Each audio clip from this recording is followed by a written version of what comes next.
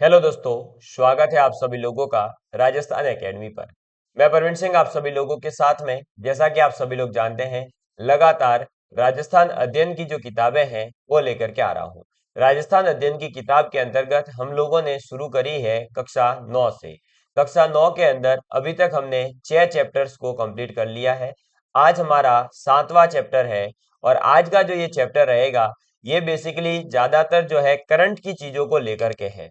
Sir, history और art and culture में current? हाँ, करंट का मतलब जो वर्तमान में अभी कुछ ही साल, 4-5 साल, 10 साल पहले जो सैनिक शहीद हुए हैं या कोई हमारी सेना के द्वारा विशेष प्रकार के कुछ, जैसे पुलवामा अटैक एक गलत हुआ था हमारे, ठीक है, सर्जिकल स्ट्राइक है, इनको लेकर के जो राजस्थान के सैनिकों ने जो अपना योगदान दिया है, राजस्थान के सैनिकों ने जो शहादत दी है, उसको लेकर के ये चैप्टर है। और इस चैप्टर के अंदर कुछ दो चार चीजें हैं जो हमें पढ़ने को मतलब जो है आगे बेनिफिट देगी, मतलब।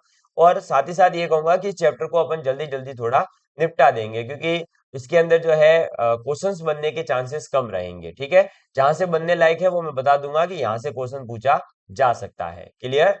और आज का चैप्टर का जो नाम है वो है राजस्थान की शौर्य परंपरा। तो जो शौर्य परंपरा है राजस्थान की, उसी परंपरा को किस प्रकार से वर्तमान में भी राजस्थान के जो सैनिक है वो बॉर्डर के ऊपर दिखा रहे हैं, उसी चीज को जो है इस चैप्टर के अंदर समाहित किया गया है। ठीक है। और ये क्लास जो है सभी विद्यार्थियों के लिए इंपॉर्टेंट है, चाहे आप लैब असिस्टेंट की तैयारी करो, रीट की करो, सेकंड ग्रेड की करो, फर्स्ट ग्रेड की करो, असिस्टेंट प्रोफेसर की करो, चतुर्थ श्रेणी की करो, चाहे पटवारी, कांस्टेबल, जिसकी मर्जी पड़े उसकी तैयारी कर लो भैया, ये किताबें जरूर काम आएगी। क्वेश्चन इन्हीं किताबों में से सीधे सीधे आ रहे हैं और ये किताबें लाइन टू लाइन अपन पढ़ रहे हैं। ठीक है। देखिए, तो भारत के इतिहास में राजस्थान का जो इतिहास है या राजस्थान के इतिहास की बात करें तो वो विशेष स्थान रखता है। यहाँ की अनूठी शौर्य परंपरा है, उसी के कारण रहा है।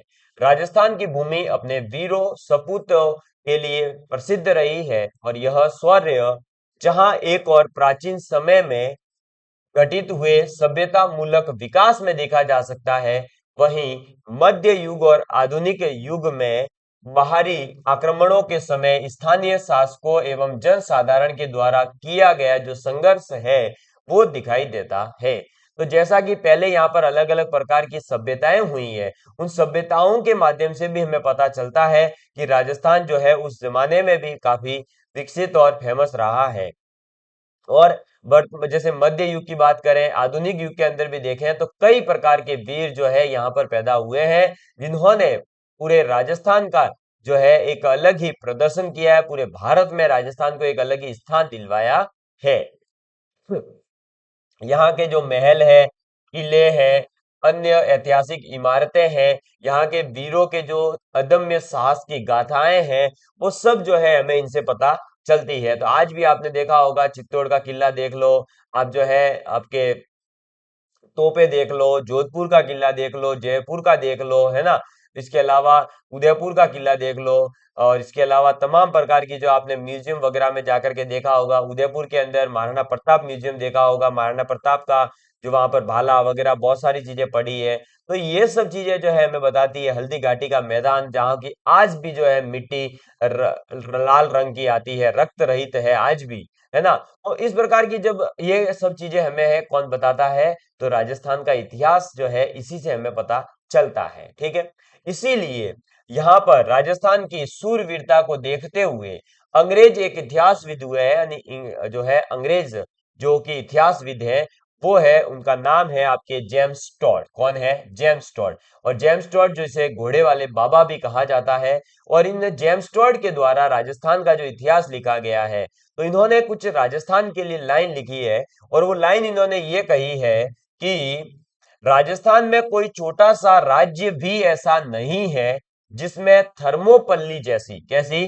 थर्मोपल्ली जैसी रणभूमि न हो, और शायद ही कोई ऐसा नगर ना मिले जहां लियोनीदास जैसा वीर पुरुष पैदा नहीं हुआ हो। तो इन्होंने जो थर्मोपल्ली युद्ध है, जो विश्व का एक फेमस युद्ध है, उसको लेकर के कंपैरिजन किया है। राजस्थान के अंदर बोले ऐसा कोई राज्य ही नहीं है। उस जमाने में जो मेवाड़, मारवाड़, आमेर, इस प्रकार के राज्य हुआ करते थे ना, उनकी बात कर रहे हैं। तो ऐसा कोई राज्य ही नहीं है जहां पर थर्मोपल्ली जैसी रणभूमि ना हो और ऐसा कोई नगर या ऐसी कोई जगह नहीं है जहां पर लियोनिदास जैसा जो है वीर पुरुष पैदा नहीं हुआ हो। ये बात कौन कह रहा है? कर्नल जेम्स टॉड, जो एक अंग्रेज है। तो राजस्थान के बारे में अंग्रेजों ने भी जो है काफी प्रशंसा करी है। इसके बाद राजस्थान में आरंभ से ही रियासती और सामंती संघर्ष इतने ज्यादा रहे हैं कि यहाँ जो है युद्धों का एक लंबा सिलसिला हमें देखने को मिलता है। ठीक है, अब लंबा सिलसिला क्यों देखने को मिलता है? तो देखिए भाई, राजस्थान के शासकों ने पहले तुर्कों से, जो तुर्की थे उनसे, फिर दिल्ली सल्तनत के शासकों से, फिर आपके जो सिंध के आपके आक्रमणकारी थे उनसे, फिर बंगाल के पाल शासकों से, फिर आपके दक्षिण के चालुक्यों से, पूर्व के जो चोल और चंदेल थे उनसे, फिर आपके गढ़ड़ वालों से, ठीक है, मराठों के विरुद्ध अनेक संघर्ष किए हैं। तो राजस्थान ने जो है कोई एक दो लोगों के विरुद्ध ही संघर्ष नहीं किया, इन्होंने काफी समय संघर्ष किया है। और कहां से संघर्ष इनका शुरू हुआ था? तो इनका संघर्ष शुरू होता है जब तुर्की लोग आते हैं वहां से, फिर दिल्ली सल्तनत है, चंदेल है, पूर्व आपके जो है चोल है, चालुक्य है, गढ़वाल है, ठीक है, आपके मराठा है, इन सभी के विरुद्ध जो है इन्होंने अलग अलग समय पर युद्ध लड़ा है। फिर तराइन का युद्ध आपको पता ही है, खांडवा का युद्ध है, हल्दी घाटी का युद्ध है। ये जो है इतिहास प्रसिद्ध कुछ युद्ध है जो राजस्थान के शासकों द्वारा लड़े गए हैं, और जिनमें कि आपके पृथ्वीराज चौहान का नाम एक अलग ही निकल करके आता है, आप जानते ही हैं। फिर राणा सांगा का नाम एक अलग ही निकल करके आता है, महाराणा प्रताप का नाम एक अलग ही निकल करके आता है। एक ऐसे ही भूले बिसरे राजा है जिनका नाम बहुत फेमस नहीं हो पाया, लेकिन बहुत वीर पुरुष थे, चंद्रसेन, जो कि मारवाड़ के राजा हैं। ठीक है, ये ऐसे वीर जो है आपके क्या है, शासकों के शौर्य का अंदाजा होता है। तो जब आप इनकी गाथाओं को पढ़ते हैं, इनकी स्टोरी को पढ़ते हैं, इनके बारे में सुनते हैं, तो आपको पता चलेगा कि हाँ, ये लोग कितने साहसी और कितने बलशाली थे और कितने संघर्ष किया था इन्होंने। ठीक है, चलिए, राजस्थान की आम जनता में स्वामी भक्ति की एक महत्वपूर्ण परंपरा होने से जनता ने अपने स्वामी अथवा जो शासक है उनकी रक्षा के लिए युद्ध भूमि में अपने प्राणों की भी आहुति दे दी। ठीक है, और राजस्थान का इतिहास स्वामी भक्ति के चलते अपने प्राणों उत्सर्ग करने वाले अनेक वीरों की गाथाओं से भी भरा पड़ा है। इस संदर्भ में हम देख सकते हैं जैसे कि पन्ना था, है ना, जिन्होंने अपने खुद के पुत्र को जो है मतलब मौत के घाट उतार दिया था केवल अपने शासक को बचाने के लिए। ठीक है, फिर चंदन है, किरतबारी की शौर्य गाथा, ये जो है आपके चेतक का बलिदान, फिर महाराणा प्रताप के सेनापति हकीम का सूरी की वीरता, भामाशाह की स्वामी भक्ति, है ना, भामाशाह आप लोग जानते ही हैं, ऐसे भामाशाह जिन्होंने सब कुछ अपना दे दिया था महाराणा प्रताप को। ठीक है, दुर्गादास राठौड़ की वीरता का पता चलता है। और इसीलिए इन सभी को देखते हुए, इन सभी के बारे में पढ़ करके जो इतिहासविद है कर्नल जेम्स टॉड, वो कर्नल जेम्स टॉड लिखते हैं कि राजस्थान की भूमि में ऐसा कोई फूल नहीं उगा जो राष्ट्रीय वीरता और त्याग की सुगंध से भर कर नहीं झूला हो। तो कर्नल जेम्स टॉड का एक कथन है कि राजस्थान के अंदर ऐसा कोई फूल खिला ही नहीं है ना, ऐसा कोई फूल खिला ही नहीं जिस फूल ने वीरता और राष्ट्रीय जो है वीरता और त्याग, राष्ट्रीय वीरता त्याग, इस प्रकार के जो है भाव के साथ में या ऐसी सुगंध नहीं फैलाई हो। यानी ऐसा कोई व्यक्ति हुआ ही नहीं जिसने वीरता और अपने त्याग के बारे में नहीं बताया हो। फिर हमारे कवि है एक प्रदीप नाम के, कौन है? कवि प्रदीप हैं, जो लिखते हैं राजस्थान की इस सूरवीरता को रेखांकित करते हुए अपने प्रसिद्ध गीत आओ बच्चों तुम्हें दिखाएं झांकी हिंदुस्तान की मैं लिखा है। तो कवि प्रदीप जो है इन्होंने ही ये गीत लिखा है, ये आपको पता होना चाहिए कौन सा। तो इन्होंने ये कवि जो है गीत लिखा है कि आओ बच्चों तुम्हें दिखाएं झांकी हिंदुस्तान की, यानी हिंदुस्तान की जो झांकी है वो आओ बच्चों मैं तुम्हें दिखाता हूं एक गीत के माध्यम से। इनका पूरा गीत जो है आगे दे रखा है, आप देखिएगा, और उसमें राजस्थान का इन्होंने जो है कैसे बखान किया है वो देखिएगा। राजस्थान के बारे में कैसे कवि प्रदीप जो है एक गीत के माध्यम से बता रहे हैं। क्या बता रहे हैं कि ये है अपना राजपूताना, नाज इसे तलवारों पे। ये है अपना राजपूताना, नाज इसे तलवारों पे। इसने अपना सारा जीवन काटा बरछी तीर कमानों पे, काटा बरछी तीर कमानों पे। ये प्रताप का वतन पला है, ये प्रताप का वतन पला है, आजादी के नारों पे कूद पड़ी थी यहाँ, कूद पड़ी थी यहाँ हजारों पद्मिनियां अंगारों पे, कूद पड़ी थी यहाँ हजारों पद्मिनियां अंगारों पे। बोल रही है कण कण से, बोल रही है कण कण से, कुर्बानी राजस्थान की। इस मिट्टी से तिलक करो, ये धरती है बलिदान की, ये धरती है बलिदान की। ये लाइनें कौन लिख रहा है? तो ये लाइनें कवि प्रदीप लिख रहे हैं कि आओ बच्चों तुम्हें दिखाऊं झांकी हिंदुस्तान की। इस गीत के अंदर राजस्थान को इस प्रकार से इन्होंने वर्णित किया है, तो आप समझ सकते हैं कि राजस्थान की वीरता और त्याग और संघर्ष के बारे में जो है कितना कुछ इन्होंने पढ़ा होगा और कितना इन्होंने बताया है ना। तो जो ये आप लाइनें पढ़ोगे तो आपको पता चलेगा कि देखो ये है अपना राजपूताना, क्योंकि राजस्थान को पहले राजपूताना ही कहा जाता था, इसलिए राजपूताना शब्द यूज किया है। तो राजपूताना, नाज इसे तलवारों पे, ये जो है इसे नाज है, इसे मतलब अपने आप पर घमंड है, अपनी तलवारों पे घमंड है कि हमने जो है कभी किसी की गुलामी नहीं की, हम जो है तलवारों से युद्ध लड़ते हुए आ रहे हैं। फिर ये प्रताप का वतन पला है, प्रताप, महाराणा प्रताप के बारे में बात की जा रही है। आजादी के नारों पे कूद पड़ी थी यहाँ हजारों पद्मिनियां अंगारों पे, आपको पता ही है पद्मिनी की पूरी स्टोरी है ना। फिर इसके बाद में बोल रही है कण कण से, कुर्बानी राजस्थान की, राजस्थान के अंदर कण कण पत्थर पत्थर बोल रहा है राजस्थान की कुर्बानी के बारे में, और इस मिट्टी से तिलक करो, ये धरती है बलिदान की। इसके बाद देखिएगा, तो अंग्रेजी शासनकाल में, जब अंग्रेज का शासनकाल आया था, उस शासनकाल में साम्राज्यवादी शासन के विरुद्ध संघर्ष में भी राजस्थान के लोगों की जो है एक महत्वपूर्ण भूमिका रही है। 1857 की क्रांति की ज्वाला राजस्थान में भी दधकी थी, और नसीराबाद, आऊआ और कोटा में राजस्थान के वीर सपूतों ने अंग्रेजी सेना के साथ जबरदस्त संघर्ष किया। हम 1857 की क्रांति को पूरी डिटेल में पढ़ करके आए हैं, हमें पता है इसके बारे में पूरी चीजें कि किस प्रकार से संघर्ष हुआ और किस प्रकार राजस्थान के हर एक युवा ने उसमें पार्टिसिपेट किया है। शाहपुरा, जो कि भीलवाड़ा में है, शाहपुरा भीलवाड़ा के बारठ परिवार ने अंग्रेजों के विरुद्ध सशस्त्र क्रांति में अपना अमूल्य योगदान दिया।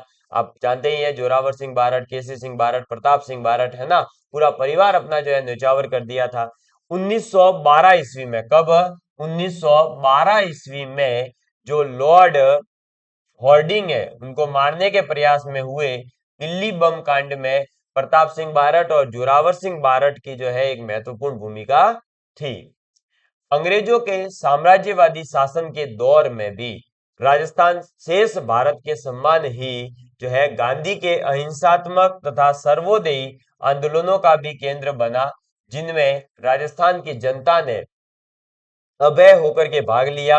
गांधी जी के नेतृत्व में चल रहे स्वाधीनता आंदोलनों में राजस्थान के अलग अलग हिस्सों में प्रजा मंडलों की स्थापना हुई। प्रजा मंडलों की स्थापना कैसे हुई हम पूरी डिटेल में बात कर चुके हैं, जिन्होंने अहिंसक तरीके से अंग्रेजों के साम्राज्यवादी शासन के विरुद्ध जो है राजस्थान के लोगों को एकत्रित किया है। अब ये जो चीजें हैं ये केवल और केवल इस चैप्टर के अंदर शौर्य परंपरा किस प्रकार की रही है राजस्थान की, इतिहास को जो है वर्तमान की परिस्थितियों से अभी आगे कनेक्ट करने के लिए ये सब चीजें आपको बताई जा रही है। इन सभी चीजों को हम डिटेल में पीछे पढ़ चुके हैं। 19वीं शताब्दी के उत्तरार्ध में जब यहाँ के शासक अपनी स्वाधीनता चेतना को विस्मृत करके अंग्रेजों की ओर झुकाव रखने लगे और उनके साथ मिलकर किसानों का दोहरा शोषण करने लगे, तब किसानों ने भी क्या करा, संगठित होकर के स्थानीय जमींदारों के विरुद्ध संघर्ष किया। इस संदर्भ में बिजोलिया किसान आंदोलन और बेंगू किसान आंदोलन महत्वपूर्ण थे। स्थानीय आदिवासियों की वीर गाथा भी कुछ कम नहीं है। 1883 ईस्वी में गुरु गोविंद गिरी ने संप सभा की स्थापना करके, ये याद रखना, कब? 1883 में गुरु गोविंद गिरी ने संप सभा की स्थापना कर दक्षिण राजस्थान के भील और गरासियों को एकत्रित कर उनमें जो है जागृति उत्पन्न की, उनमें सुधार की अलग जगाई। तो स्थानीय सामंत और अंग्रेज घबरा गए। इसी की परिणति यह हुई कि 1913 में मानगढ़ की पहाड़ी पर संप सभा के 1500 से भी अधिक आदिवासियों को अंग्रेजों ने घेर कर मार डाला। गुरु गोविंद गिरी के बाद मोतीलाल तेजावत ने जो है मेवाड़ क्षेत्र के आदिवासियों को बेगार, अनुचित लगानों और भारी भूमि कर के उन्मूलन के लिए एकत्रित किया। इससे पूर्व 1840 ईस्वी में बनी मेवाड़ भील कोर ने 1857 ईस्वी में जो विद्रोह हुआ था उसमें महत्वपूर्ण भूमिका निभाई।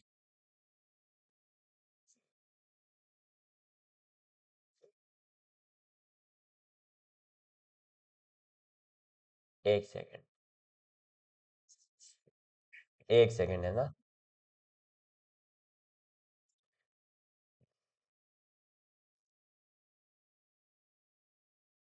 हाँ जी, देखिए, तो हमने पीछे की स्टोरी पूरी समझ ली है, ये ठीक है। अब देखिए, संक्षेप में यह कहा जा सकता है कि राजस्थान के कण कण में स्वाधीनता की चेतना समाज के विभिन्न वर्गों में आरंभ से ही विद्यमान रही है, और जब जब इस स्वाधीन चेतना को आंतरिक अथवा बाह्य किसी भी प्रकार की चुनौती मिली है, तो यहाँ की जनता ने उसका वीरतापूर्ण तरीके से मुकाबला किया है, और इन वीरतापूर्ण संघर्षों का अध्ययन हम पूर्व के अध्यायों में कर चुके हैं। पहले बाकी के चैप्टर्स में पढ़ चुके हैं। इस अध्याय में हम स्वतंत्रता के पश्चात, यानी जब हमें आजादी मिल गई उसके बाद में राजस्थान की जो शौर्य परंपरा के विकास को समझने का प्रयास करेंगे। जैसा कि मैंने इस चैप्टर के स्टार्टिंग में ही बोल दिया था कि इस चैप्टर के अंदर हम जो है पीछे की जो चीजें पढ़ते हुए आए हैं, हमने 1857 की क्रांति से अपन ने ये क्लासेस शुरू करी थी, तो हमने देखा था कि अलग अलग समय पर अपन ने विभिन्न प्रकार के जो है भाई जन आंदोलन भी करे, किसान आंदोलन करे, उसके बाद जनजातीय आंदोलन करे, प्रजामंडल आंदोलन चले, है ना। लेकिन उसके बाद जब देश आजाद हो गया तो उसके बाद में भी कोई संघर्ष कम नहीं हुए, है ना। उसके बाद में क्या हुआ कि भाई हमारे जो सैनिक लोग हैं वो जो है अपनी शहादत देते रहे, उन्होंने जो है अपने आप को देश के लिए शहीद किया। तो जो शहीद हुए हैं वो अब उनके बारे में उसके बाद में जो मतलब अपने शौर्य परंपरा रही है उसकी बात करेंगे। तो स्वतंत्रता पश्चात राजस्थान में शौर्य परंपरा की निरंतरता। आजादी के बाद राजस्थान के नौजवान रणबांकुरों ने भारत की सेना में भर्ती होकर राजस्थान के शौर्य एवं साहस की परंपरा को आगे बढ़ाया है। राष्ट्रीय सुरक्षा के लिए अनेक बार यहाँ के सैनिकों ने अपने प्राणों की आहुति दी है, और यह बात यहाँ के रणबांकुरे सैनिकों को मिले सैन्य पदकों और अलंकरणों और पुरस्कारों से अभिव्यक्त होती है। तो यहाँ के सैनिकों को जो अपने अलग अलग प्रकार के सेनाओं के अंदर जो पुरस्कार दिए जाते हैं, अलंकरण दिए किया जाता है, उनके नाम के आगे पद्म विभूषण या फिर अशोक चक्र, शौर्य चक्र, इस प्रकार के जो अलग अलग चक्र इन्हें दिए जाते हैं, वो भाई इनामों के माध्यम से हमें पता चलता है कि कितना सैनिक जो है आज भी हमारे देश के लिए तत्पर रहते हैं। तो देखिएगा, राजस्थान के परम वीर चक्र, कौन? परम वीर चक्र विजेता प्रमुख वीर सेनानी। तो परम वीर चक्र विजेता जो है राजस्थान के, हम उसमें से जो प्रमुख कुछ सेनानी रहे हैं उनके बारे में बात करेंगे। तो परमवीर चक्र भारत का सर्वोच्च शौर्य सैन्य अलंकरण है। तो ये ध्यान रखें कि जो परमवीर चक्र है वो पूरे भारत का जो आपका सर्वोच्च शौर्य सैन्य क्या है? अलंकरण है।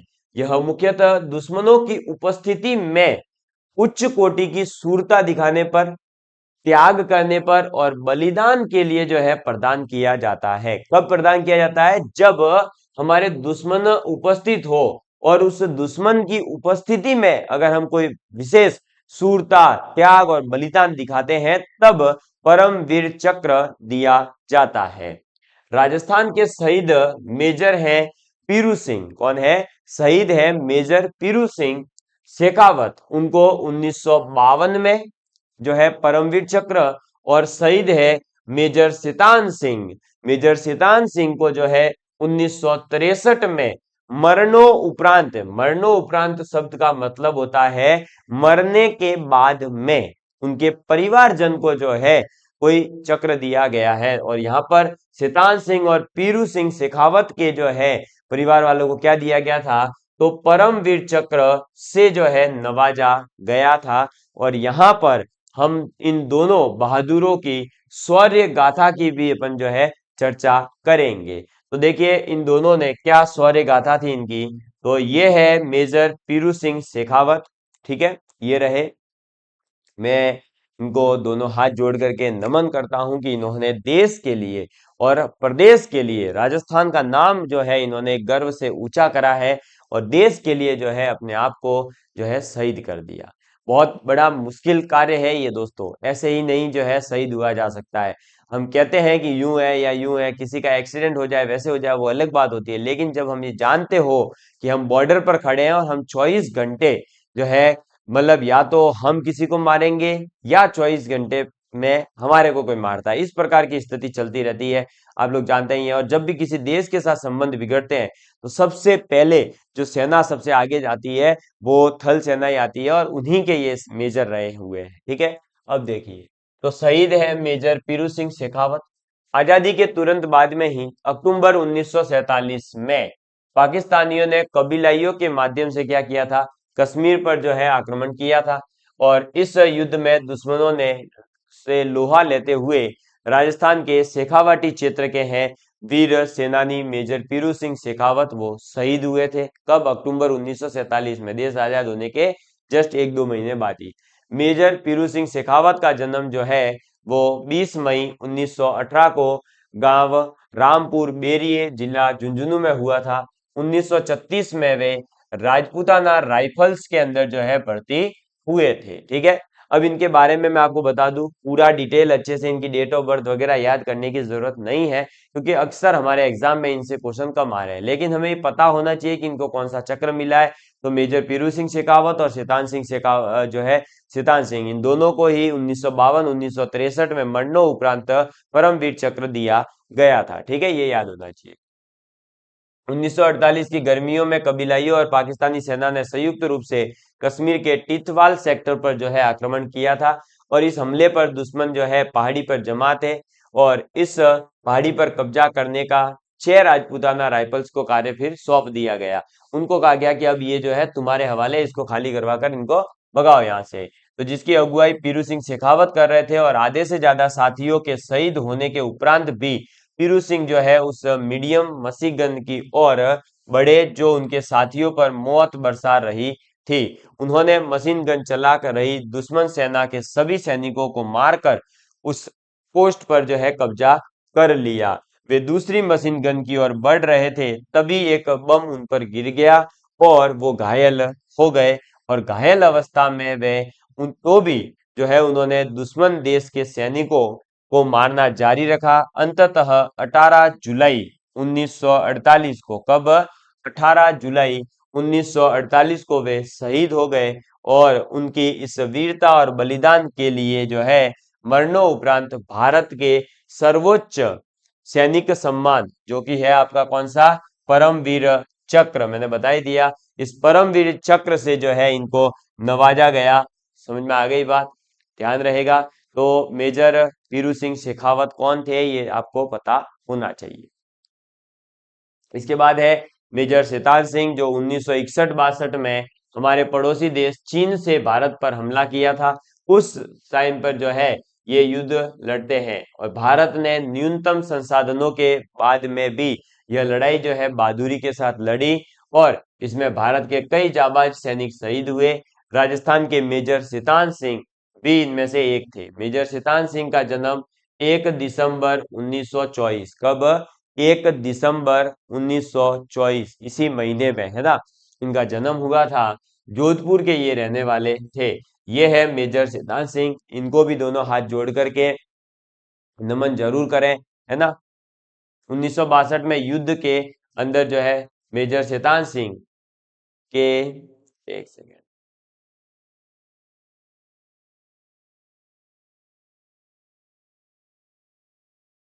मेजर शैतान सिंह के नेतृत्व में 13वीं कुमायूनी, क्या ये नाम याद रखना, कुमायूनी बटालियन की सी कंपनी रेजांग ला दर्रे में चीनी सैनिकों का मुकाबला कर रही थी। कब? 1962 में। 18 नवंबर 1962 को पहली खेप में 350 चीनी सैनिकों और दूसरी खेप में 400 चीनी सैनिकों ने हमला बोल दिया, किंतु मेजर सितान सिंह के नेतृत्व में भारतीय सेना ने मुंह तोड़ जवाब दिया और इस हमले में घायल होने के उपरांत वे एक पोस्ट से दूसरी पोस्ट पर जाकर सैनिकों का हौसला बढ़ाते रहे। उनकी सामरिक सूझबूझ और साहसिक नेतृत्व के कारण भारत के सैनिकों ने 1000 से भी अधिक चीनी सैनिकों को मार गिराया, किंतु इस संघर्ष में जो है मेजर सितान सिंह वीर गति को प्राप्त हुए और उनके बारे में प्रसिद्ध है कि इस संघर्ष में उनके दोनों हाथ लहूलुहान हो गए थे, यानी दोनों हाथ पूरे खून से लथपथ थे। तो भी मशीन गन को अपने पैरों से, किससे? अपने पैर से बांध करके वे पैर से शत्रुओं पर मशीन गन तब तक चलाते रहे जब तक उनकी प्राण जो है प्रखेरु नहीं उड़े, यानी जब तक उनकी खुद की श्वासें नहीं रुक गई। उनके इस अदम्य साहस के लिए मरणोपरांत 1963 में उन्हें भी जो है सैन्य सैनिक, जो सर्वोच्च सैन्य सैनिक है, सैनिक पुरस्कार है, या अपन ये कह सकते हैं कि इनाम है, वो क्या है? तो परमवीर चक्र वो दिया गया। फिर है राजस्थान के महावीर चक्र विजेता में भी कुछ सैनिक आते हैं, ठीक है। अब मैं इनके केवल नाम बताऊंगा, आपको पूरी डिटेल खुद के हिसाब से आप पढ़ लेना। तो महावीर चक्र जो है वो परमवीर चक्र के बाद में दूसरा उच्च शौर्य अलंकरण है। तो भारत में परमवीर चक्र के बाद में जो दूसरा उच्च शौर्य अलंकरण है वो कौन सा है? तो वो है आपका महावीर चक्र, ठीक है। और ये महावीर चक्र जो है युद्ध के समय वीरता दिखलाने के लिए दिए जाने वाला एक पदक है। यह सम्मान मुख्यतः युद्ध की स्थिति में उच्च कोटि की शूरता, त्याग और बलिदान के लिए सैनिकों और असैनिकों को प्रदान किया जाता है। यहाँ हम राजस्थान के उन सैनिकों की शौर्य गाथा की चर्चा करेंगे जिन्हें विभिन्न युद्धों के दौरान बहादुरी के लिए महावीर चक्र से सम्मानित किया गया। अब महावीर चक्र से किस किस को सम्मानित किया गया, केवल नाम बताऊंगा।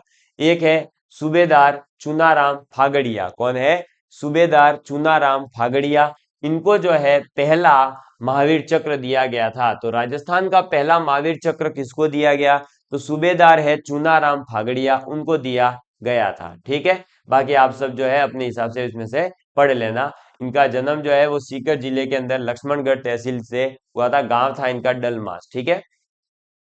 इसके बाद देखिए जो है नेक्स्ट आपके आ जाते हैं शहीद हैं सैनिक डोकल सिंह। कौन है? शहीद सैनिक डोकल सिंह। इन डोकल सिंह को जो है भारत और पाकिस्तान की लड़ाई में जोधपुर जिले के सेखला जुनावास गांव में जन्मे थे और इनको जो है महावीर चक्र से फिर क्या किया गया था? नवाजा गया है, ठीक है।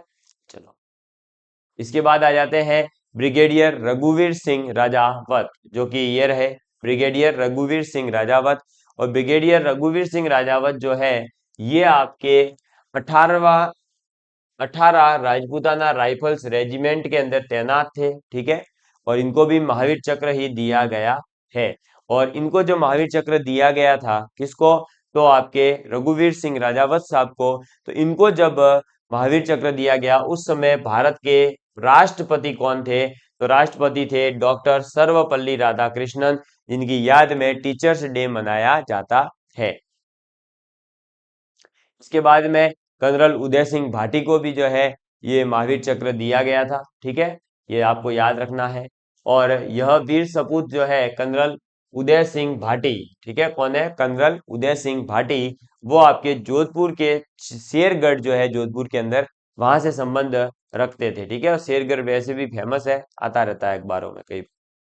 ये है कर्नल उदय सिंह भाटी, ठीक है। ये रहे, ये कौन है? कर्नल उदय सिंह भाटी। इसके बाद में लेफ्टिनेंट कर्नल हनुत सिंह। कौन है? लेफ्टिनेंट कर्नल हनुत सिंह जो है इनको भी महावीर चक्र दिया गया था, ठीक। तो ये याद रखना। और इन्हें जो है 1971 के युद्ध के बाद में, कब? 1971 का जो युद्ध हुआ उसके बाद में पाकिस्तान ने भी जो है लेफ्टिनेंट कर्नल हनुत सिंह को फक्र ए हिंद, क्या? पाकिस्तान ने भी उन्हें जो है फक्र ए हिंद से नवाजा था। तो सोचिए कि दुश्मन देश भी जो है किसी सामने वाले सैनिक को इनाम दे रहा है, तो सोचिए उनकी वीरता, उनका बलिदान, उनका संघर्ष कैसा रहा होगा। तो पाकिस्तान ने जो है लेफ्टिनेंट कर्नल हनुत सिंह को फक्र ए हिंद जो है दिया गया था। इनका निधन भी अभी जो है अप्रैल 2015 में ही हुआ है। इसके बाद में है लेफ्टिनेंट कर्नल सवाई भवानी सिंह। कौन है? सवाई भवानी सिंह, जो कि ये रहे। ठीक है, इनको भी जो है महावीर चक्र दिया गया था। क्लियर। इसके बाद में है ग्रुप कैप्टन चंदन सिंह, ये रहे। ठीक है, ग्रुप कैप्टन चंदन सिंह, इनको जो है आपके क्या दिया गया था? तो इनको भी महावीर चक्र ही दिया गया है। ठीक है, बाकी इन्होंने जो लैंडिंग वगैरह करवाई थी और उसको लेकर के है। इसके बाद में आते हैं नायक सुगन सिंह। ठीक है, ये रहे नायक सुगन सिंह, जो कि नागौर जिले के निवासी थे। इनको मरणोपरांत दिया गया था महावीर चक्र। इसके बाद में है नायक दिगेंद्र कुमार परसवाल जी। ठीक है, कौन है? दिगेंद्र कुमार परसवाल। ठीक है, इनको भी जो है, ये सीकर जिले के रहने वाले थे। ये रहे आपके सामने, इनको भी महावीर चक्र दिया गया था। ठीक, फिर आगे देखो, इनके बारे में ही पूरा डिटेल में दे रखा है कि इन्होंने कितने कमांडो और आर्टिलरी गोले वगैरह बरसाए, वो पूरी स्टोरी है इनकी। अपने स्टोरी से रिलेटेड क्वेश्चंस कम आएंगे, इसलिए ज्यादा पढ़ने की जरूरत नहीं है। इसके बाद में राजस्थान के अंदर कुछ सैनिकों को अशोक चक्र भी दिए गए हैं, जिनके बारे में अपन अब अगली क्लास के अंदर बात करेंगे। ठीक है, और आप सभी लोगों को मुझे उम्मीद है कि इस चैप्टर में समझ में आ गया होगा। इस चैप्टर का थोड़ा सा भाग रहा है, वो अपन अगली क्लास में निपटा देंगे। ठीक है, 34 पेज का है और 24 हो गए हैं, 10 पेज ही रहे हैं, कंप्लीट है काम। ठीक है, या अभी पटा दे? मैं पटा दूं? है, ठीक है, चलो भाई, आज ही निपटा देते हैं ना, 10 चैप्टर ही है, ज्यादा है नहीं। राजस्थान के अंदर अशोक चक्र विजेताओं जो है उनके बारे में अपन बात करेंगे। तो परमवीर चक्र सबसे ऊपर है, फिर है महावीर चक्र, और उसके बाद में तीसरा जो आपका उच्च शौर्य अलंकरण आता है वो है अशोक चक्र। और अशोक चक्र दिया गया था सबसे पहले कैप्टन महेंद्र सिंह तंवर को। ठीक है, कौन है?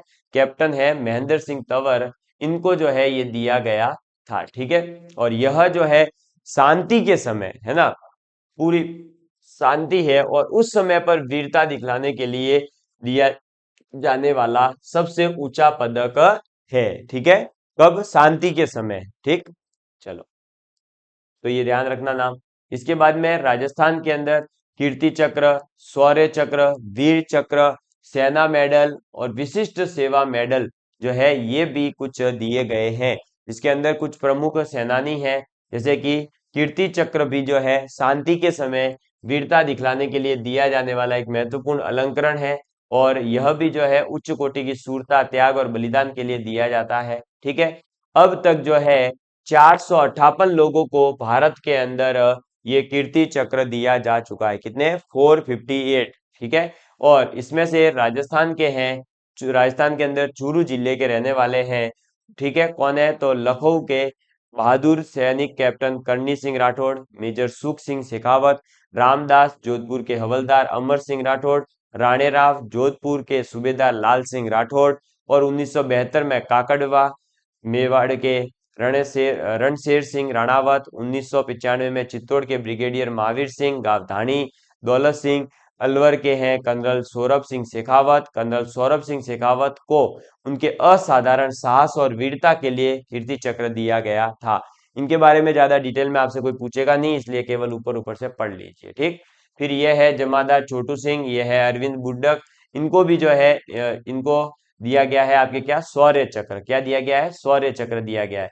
इनको जो है जमादार छोटू सिंह को अतिरिक्त शौर्य चक्र जो है कुछ विशिष्ट सेवाओं के लिए दिए गए थे। ठीक, फिर ये वीर चक्र दिए गए हैं अजय आहूजा सर को, और नायब सूबेदार रामपाल सिंह जी को है जो ये दिए गए थे वीर चक्र। ठीक, चलिए, इसके बाद में देश की सीमा पर, है ना, इसको थोड़ा बड़ा कर देते हैं। ये एक कविता है जो आपको पढ़नी है, फिर ये चैप्टर पूरा। तो देश की सीमा सुरक्षा करते हुए बेमिसाल कुर्बानियां देने वाले इन योद्धाओं ने देश अनुराग और साहस को हमें हर पल अपनी स्मृति में रखना चाहिए। कवि प्रदीप ने जो है अपने गीत ए मेरे वतन के लोगो। देखो पहले इन्होंने जो है कौन सा गाया था, आओ बच्चों तुम्हें दिखाएं जाके हिंदुस्तान की। उसके बाद अब इन्होंने एक और गीत गाया था, कौन सा, तो वो है ए मेरे वतन के लोगो। इसमें भी इन्होंने कुछ लिखा है कि थी खून से लथपथ काया फिर भी बंदूक उठा के, 10-10 को एक ने मारा फिर गिर गए होश गवा के, जब अंत समय आया तो कह गए अब मरते हैं, कह गए अब मरते हैं, खुश रहना देश के प्यारो, खुश रहना देश के प्यारो, अब हम तो सफर करते हैं, अब हम तो सफर करते हैं। ये जो है आपको पता होगा पूरा, जब आप गीत सुनेंगे तो एक अलग ही इसका जो है आपके अंदर एक देशभक्ति जगती है। क्या लोग थे वो दीवाने, क्या लोग थे वो अभिमानी, जो शहीद हुए हैं उनकी जरा याद करो कुर्बानी, तुम भूल न जाओ उनको इसलिए कहीं ये कहानी, जो शहीद हुए हैं उनकी याद करो कुर्बानी, जय हिंद की सेना, जय हिंद जय हिंद जय हिंद। फिर ये है कवि प्रदीप, ठीक है। इनका मूल नाम था रामचंद्र नारायण द्विवेदी, जिनका मध्य प्रदेश उज्जैन के अंदर जन्म हुआ, और इन्होंने स्वतंत्रता प्राप्ति के पहले और स्वतंत्रता प्राप्ति के बाद कविता और गीतों के माध्यम से जनमानस को राष्ट्रीय भावना से ओतप्रोत किया है। ठीक। फिर ये है हमारा पुलवामा हमला और राजस्थान के वीर योद्धा इसके अंदर थे, ठीक है। और पुलवामा हमले के बारे में आपको पता ही है। ये है हमारे विंग कमांडर अभिनंदन, जिनकी दाढ़ी और मूछें बहुत फेमस हो गई थी, आज वर्तमान में कई लोग बनाते हैं। फिर राजस्थान के कुछ और शहीद विशेष है जो अभी वर्तमान में हुए, जैसे कि रोहितास लांबा, फिर है भागीरथ, नारायण लाल गुर्जर, जीतराम गुर्जर, ठीक है। इसके अलावा हेमराज मीणा, ये कुछ नाम है जो आपको याद रखने हैं, ठीक। इसी के साथ ये चैप्टर आपका यहीं पर कंप्लीट होता है, और इस चैप्टर को केवल आप एक बार अपनी इच्छा अनुसार पढ़ भी लेंगे तो आपका इनफ है, काम हो जाएगा। इसमें ज्यादा कोई क्वेश्चन बनने वाले हैं नहीं। धन्यवाद।